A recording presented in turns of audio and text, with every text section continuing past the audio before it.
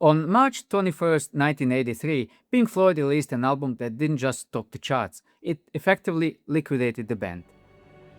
If these songs weren't good enough for the wall, why are they good enough now?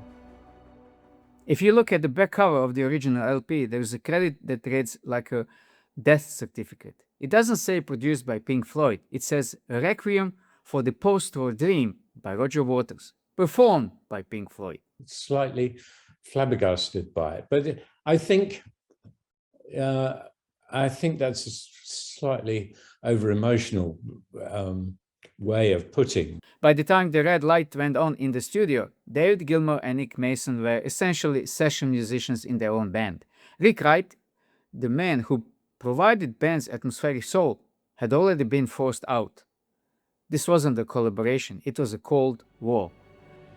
It was an absolute misery to make. We were fighting like cats and dogs.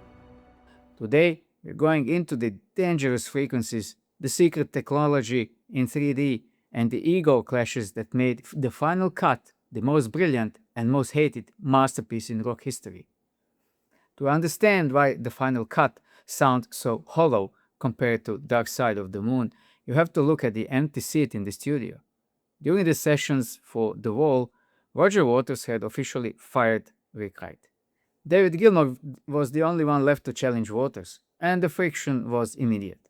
Gilmour felt the new songs were leftovers, scraps from The Wall sessions that weren't good enough the first time around. He argued that the band needed fresh material, better melodies, and more Floyd and less Waters. That was the ultimatum. Roger had one idea of how he thought the album should be, and a very strong idea of how he wanted it to be.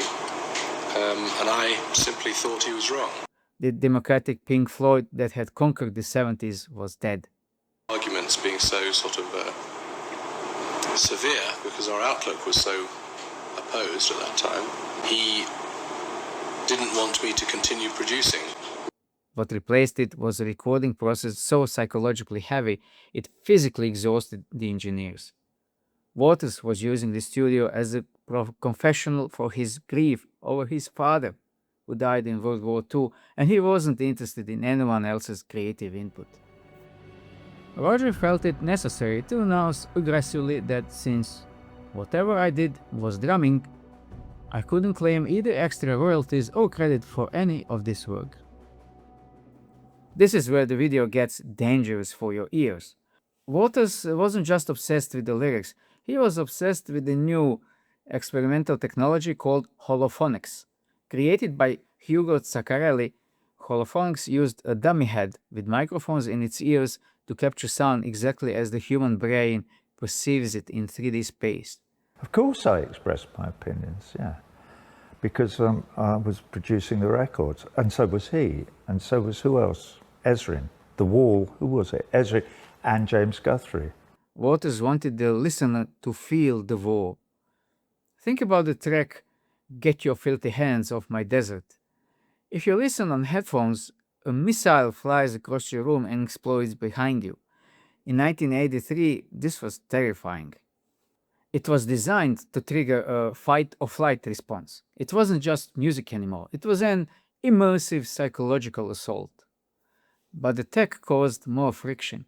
Gilmour and Mason, masters of the organic sound, found the rigid requirements of holophonic recording, where you couldn't move the microphones or the instruments when they were set, to be creatively stifling.